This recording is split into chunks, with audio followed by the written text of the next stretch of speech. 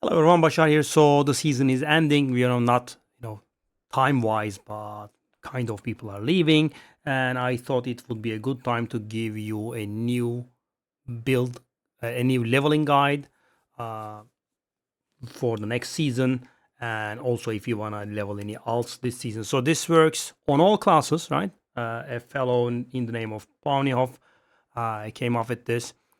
You level as a bear wolf, and contrary to what you might expect, if you haven't played the game this season, you can actually turn into a bear or a wolf or a wyvern, whatever it is, in all classes, right? It's not exclusive to the druid.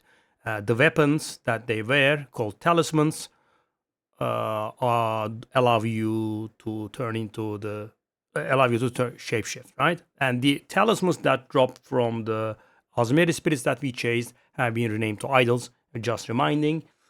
So how does it work? So the beauty of this is that it works on all classes, right? I have leveled all of my 3 characters this season using the same thing. Uh, I'm not gonna say this is the best one ever, right? There are some stuff that could outperform this, but changing nothing and having a single set of gear for the entirety of the leveling is nice, right? And if you cannot find yourself sticking to a single class for a long time, I think it can help.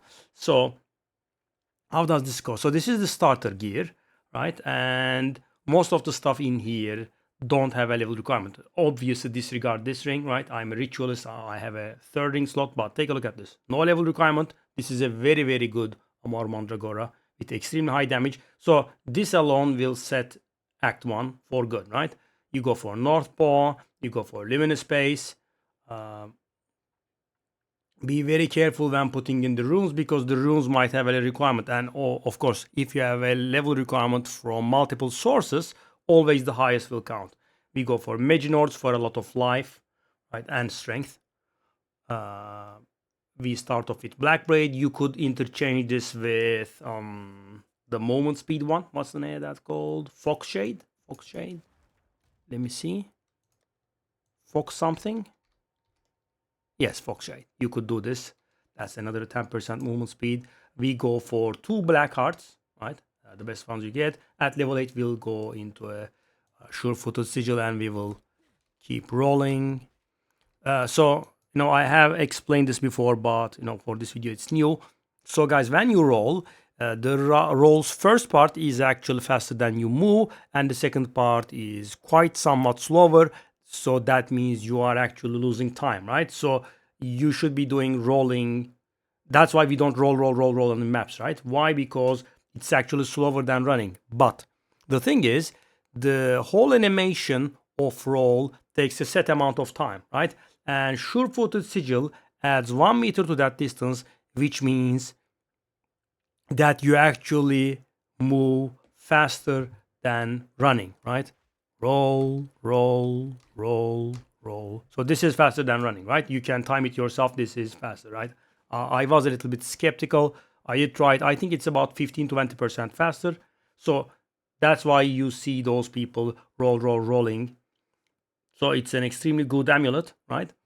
And we have Horns of Bindon as the helmet. Black Braid, as I said, can be replaced with that one. So that's how we start. Charms, whatever you can find. And so obviously this does have a bit of a cost, right? So season start, you will not be able to get your hands on all of these, obviously. The idea is to get the best talisman that you can and go on. I'm not very sure how good it is on season start, because the support gems that are required for this are also a little bit high level. Obviously, they do have lower tier replacements, but yeah, you will have to see for yourself, because I did start the season late, right? My first character was leveled with this, but I did have access to this kind of gear, maybe a little bit weaker, but I did have access to this kind of gear, and it's pretty nice, right? As I said, not changing anything, so you have a package of gear, right? You just take it. When the level requirement is fulfilled, you just put it on, and so on. So this is an inactive character, right? The level is too high. 95, but doesn't really matter. What we are talking about is the build. You get the best mana and life flux that you can, right? Don't need to buy that stuff. And so this is a few exalted Z's best, right?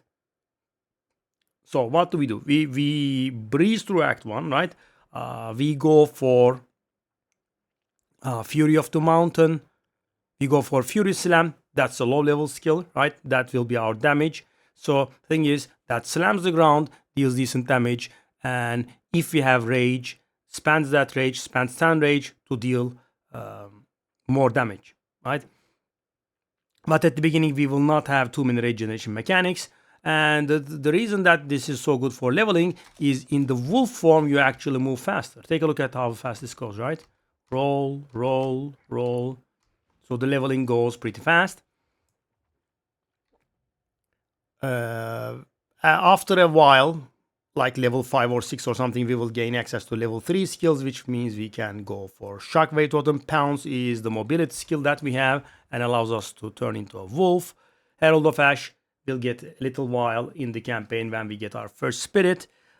Let's go over the gems, and they only require 3 sockets. I mean, the graters are not really very expensive, so I just went for greater and put something in, but you have to be careful there to not make the mana cost be insane, right? Because then it becomes unbearable, right? You will have to drink flasks all the time. It gets pretty annoying. So yeah, I mean, for example, could do magnified area, but magnified area has a 30% cost multiplier increase, so there is that. Have to find the sweet spot. So we kind of have rapid attacks in almost everything. Rapid attacks, rage 3, and branching fissures for the Fury of the Mountain. Fury of the Mountain will be unlocked later compared to the others. I think it's like level 11 or something. It's a level 5 skill, I believe. So that does come in a little bit late, right? So the combo is Fury of the Mountain and Fury Slam. So you do Fury of the Mountain, and if I was hitting enemies, there would be Rage here, right? And the Rage accumulates, right? Then when you have 10 rage, you do the slam, right? And if you have saved up too much rage, then you can just spam the slam. But you generally want to do the slam when you have 10 or more rage, right? At the beginning of the game, that won't be possible because you will not be creating too much rage, but that's not going to be a problem because Amor Mandragora is going to destroy everything. Take a look at this, guys. This is a level 1 weapon. Take a look at this. 68 DPS, it's insane. Yeah. Why does it say Val unique for this? The add-on has gone crazy. Yeah, they have been updating it. So we have North Wall, we have Mage Nord, we have Luminous Space, we have Black Braid, we have Double Black Heart. At level 8, we grab the Jade, Surefooted Sigil, Horns of Bindon, and Amor Mandragora. So we start playing, right? At level 11, if you have enough intelligence, you can switch to Wanderlust, I believe that was called. That's a 20% movement speed, boots. Yeah, it requires level 15, but I do have a rune in it. Normally it requires 11, if I recall correctly. And then, so you keep this in your inventory, right? At level 16, you switch to Wake of Destruction because it gives us a nice amount of damage and also shocks enemies, allowing us to deal, 20% more damage. We put it on, we run around, we'll create shock ground, and when they step on the shock ground, they will get shocked, as you can imagine, shocking. At level 20, we switch to Titan Rod Cataphract. That's gonna give us huge survival. The reason that mine requires level 30 is that I was very low on fire resist and I did put 2 greater fire runes in them. They have a level requirement of 30. Normally, it has a level requirement of 20, as I said. So at level 8, you put this in. At level 11, you can put Wanderlust in. At level 16, you put this one in, Wake of Destruction. At level 20, you put this one in. And at level 16 or thereabouts, you should be switching acts. And when you switch acts, you don't need to change a lot, but you can definitely change your talisman because it will start falling short. I have something here that's pretty good. As you can see, I'm trying to sell it for, outrageous price. But the thing is, this is insane, right? There is not one like it on the server, as far as I can tell. 130 DPS, level 16 with +3 on it. Yeah, I mean, let's take a look at this. Yep, none like it. Let me reduce the DPS to 100. As you can see, and you know these are far lower damage, so this is insane. It's level 16, so you have to get one like this. They could be a little bit expensive, so you could always go for the next tier. Every 5 or 6 levels you gain access to a new talisman. So for example, if the level 16 is way too expensive, just grab a level 21 one. It's not the end of the world, because you know Amor Mandragora will not fail you up until then. At level 30s also it will start failing hard, so you know kind of need to replace it. I would suggest replacing your talisman once every like 2 tiers of talismans. So I have a level 30 here, which was bad. I want to switch it. I got a level 34 one, which is not really great. The 52 one is insane. That's very, very good. And that will see you through the campaign, right? I mean, at 58, if you want, you can replace it. There's that. Also, at some point, you will want to replace your rings, right? Black cards will not cut it after some point. At level 30s or so, also, you know, setting your resistances straight is fine. So I got these two, right? And I've got a glow. I do have mana leech on it. It's not mandatory, but it will make your life easier. I'm gonna get to it, but we will also utilize mana remnants to be able to handle mana, because all of these skills that we have, especially if you also switch to an amulet like this, the mana cost of the Furious Slam and Fury of the Mountain are gonna be insane. You will not be able to maintain them unless, you know, mana remnants, yeah, but mana remnants and mana leech is, you know, very nice. Yeah, so we bring in mana remnants to help with our mana, and finally, in the quite last few acts, we bring in Walking Calamity as well. This builds glory by gaining rage upon full rage, right? So you spam the nope, not this one. You spam the Fisher thingy like mad, right? And when the bar fills, Walking Calamity will become active. And in Walking Calamity, we have Prolonged Duration, Rapid Attacks, and Concentrated. This is a bit of like an ultimate ability. You know, the skills with Glory are really strong. So, yeah. So you just hold down right click. I mean, let me go somewhere and show you. So right now the character is a little bit weird because my skill tree is wrong, but go somewhere. Okay. So the damage will be, I think, a little bit too low, but let me just try to show you.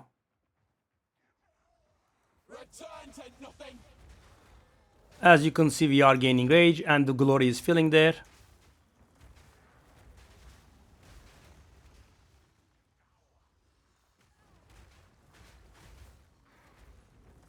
Yeah, now it's active and Walking Calamity is now active.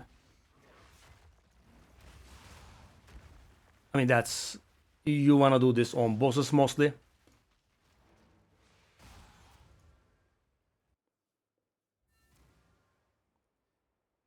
Let me go to the hideout. So as I said, mana remnants help with the mana as well. You gain your second spirit. No, you gain spirit in 3 bunches, 30, 30, and 40 in the campaign. The 40 is late in the interlude, but the second 30 is in Act 3. So when you do that, you grab the mana remnants and turn it on. Herald of Ash is on as well. I mean, if you have any additional spirit, you can just put anything that reserves additional spirit in those, right? You could go for mana regeneration, you could go for life per kill, you could go for additional damage, that sort of stuff. Deadly Herald, right? I mean, for example, in the random amulet that I have gotten, there is spirit, so I could do that, right? And that does see you through the campaign. So guys, the Maginot's Girdle doesn't change, right? The Wake of Destruction doesn't change after you put it on. Horns of Bindon doesn't change. The Titan Rod Cataphract doesn't change after you put it on. And that's about it. So as you can see, this is pretty cheap. The duration, I mean, I'm not really very good at this, so I don't think I should be I mean, I don't think I can be measured as a metric here. It's like 5.5 hours, 6 hours. I'm not very sure. Something like that last time around. But there are tons of mistakes happening. So there is that. But it is decent. It's fast. But as I said, I can't vouch for the ability to clear starting at the season start, right? So I was going over the gems and I interrupt myself. I think rapid attacks, rage 3 and branching fissures on the Fury of the Mountain. On Fury Slam, rapid attacks, 2 Fist of War heft. On the Shockwave totem, rapid attacks, hardy totems and urgent totems. On Pounce, we have momentum, magnified area, mark for death. In Herald, we have magnified area. And this kind of gets you through the game, right? So Walking Mana Remnants is Act 3, level 30s or so. Walking Calamity is level 40 somewhere, up until the very end. The boss damage is very nice. You will be able to kill the bosses constantly. Be mindful of the runes. So if you change a rune in an item, right, and use a stronger rune like I did, when you are building a fresh character, you will have to redo the rune, but they are kind of worthless, so not the end of the world, I guess. So what you want is like 4 or 5 talismans, right? North Paw and 1 rare gloves, 2 black hearts and 2 rare rings, sure-footed sigil, and 1 rare amulet later on. That this one could have a lower level requirement as well. I think it can be somewhere in the 30s. Try to get as much resistance as you can, obviously.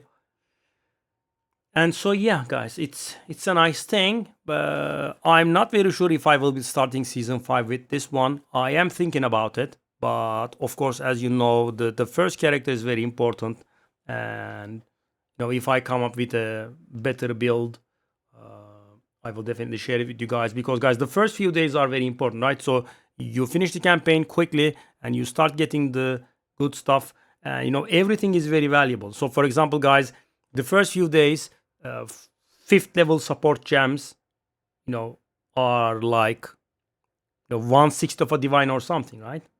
Obviously I'm talking about very early on, but if you can get your hands on those, you could make a decent amount of money, and money attracts money. You can start flipping earlier on and whatnot. So there is that. And I have been taking it slow for the past 2 seasons, because I do not like the lag, and I do not like the weak gear that when we start a season at the get-go. But yeah, I'm gonna tank it this time around, because of course the guides are late, right? I mean, because I'm starting late, some stuff gets outdated. You cannot capitalize on some stuff that you could make a decent amount of money on, because they get nerfed, they get fixed, whatever it is, right? Or people go very hard at it and it doesn't it's not profitable anymore. So yeah, from season 5 and on, I'm gonna go at it. So guys, how does this work? How does this work on all characters? So guys, this template stays the same, and generally what you want is, let me open the guy himself. So he has a variant for every single class, right? This one is the ranger one, and this 3 is something like this. Generally the 3 is something like this, right? So we have an Act 1 version. So guys, I am giving you my take on it, but I think it would have been not very nice to do the exact same thing, right? So PoE2 has these, so you guys can follow that. But obviously I will be able to share my ideas and help you out if you are stuck on something. These are starter builds, really nothing too complicated. So that's the general route that you want to go, right? As you can see, we go for, let me zoom in, you go for attack damage, you go for some area damage, elemental damage, physical damage, that sort of stuff, right? It's not the end of the world. You pick the best ascension for yourself. So I'm gonna say this: if you are planning on a blood mage, which is the strongest character this season, definitely do not pick Blood Mage when leveling. So guys, listen to this. This is a somewhat, it's not exaggerated, it's real, but it will feel like it's exaggerated. Picking Blood Mage is actually negative, right? So if you do your Ascension, but you don't want to switch it later on, don't pick anything at all, right? It's that bad. Because it gives you a life cost, it's actually harmful, mighty harmful, right? So if you are going to play a Blood Mage, I would say pick something like an Infernalist, or if you don't want to change, just don't pick anything. But what I would suggest is just do the first one by yourself, pick the Infernals, get the dog, it will help you, and then when you are through the campaign, you can just ask a friend to help, or buy an Ascension boost, and immediately you will be able to change your Ascendancy class after getting all of the points. So yeah, that's what I would suggest. Any other character, I don't think anything is too weak, right? But Blood Mage especially is way too weak. It's a disadvantage, right? Picking Blood Mage is actually worse than picking nothing. That bad, right? Because I'm stubborn and dumb at times, and I'm like, I'm gonna pick my class, right? Yeah, I did. So I did. My first character is a Blood Mage, and when I was playing, I did actually pick the Blood Mage, and I can tell you. So this is not theory, right? This is 100% practice. I do have first-hand experience with this, and it's garbage. Don't pick it, right? Pick Infernalist or pick nothing, right? So that's that. Yeah. I mean, the fellow has skill trees for everything. Let me see. Can we find it? Okay. So the skills do not change, okay? Where is it? For example, the witch one, right? As you can see, nothing changes. Yeah, I mean, let's take a look at the interlude. As you can see, it stays roughly the same, and the fellow has these for all classes. He has a merc one, he has a huntress one, he has a witch one. I don't know. He has a ranger one. So all of these exist. The play style is, as I said, pretty simple. You just go the Fisher thingy, Fury Slam, Fury of the Mountain. You spam Fury of the Mountain when you have enough rage. So for example, it will be like 1 or 2 Furies of the Mountain, then you'll do a Fury Slam, right? And it's gonna kind of kill everything. So when I was certain that I had enough mana, the mana was not a problem, I put a magnified area in there. Obviously distribute your stats so you could, get whatever you need. But I would suggest going for intelligence above all, because with the additional skills in the weapon, the mana cost and all of these supports, the mana cost is going to be high. So there is that, right? So mana will be a problem, and more intelligence means more mana, and more mana means more mana regeneration. And in case you don't know this, the game's mana regeneration is like Diablo 2's formula. It's based on regenerating on a set amount of time. So for example, if you have 20 mana, it regenerates in 2 minutes, and if you have 1000 mana, it regenerates in 2 minutes. You can see the thing here, right? I mean, you will be regenerating like 1 mana every 6 seconds if you have 20, and if you have 1000 mana, you will be regenerating more than 8 mana per second. So the more mana that you have, so not only your potions will become more effective, also you will regenerate more. And as I said, mana becomes a problem. So guys, that's about it. I think it's a nice build. Let me know what you think, and I'll see you in the next video. Bye bye.